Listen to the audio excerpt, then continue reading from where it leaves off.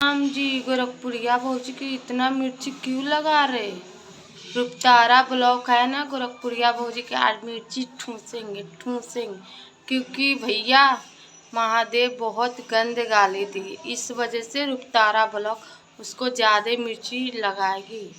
तो एक क्लिप है रुपतारा जी के ब्लॉक से, तो देखो आप लोग, फिर सुनो, फिर मैं आप लोग को बोलती हूँ मिर्ची कैसे लगाना है। औरत गोरखपुरिया भौजी अपने आप को अश्लील ख़त्म करने वाली शेरनी समझती है।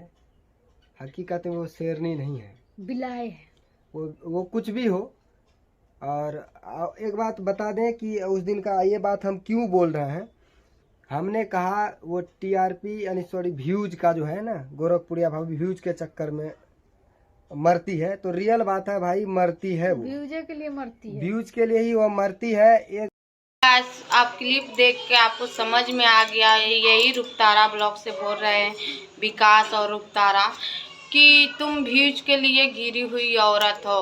महादेव इतनी गंदा गाली देते हैं, अश्लीलता नहीं हुआ, अश्लीलता हुआ, क्योंकि गोरखपुरिया भौजी अश्लीलता के लिए बहुत खरी होती। तो आज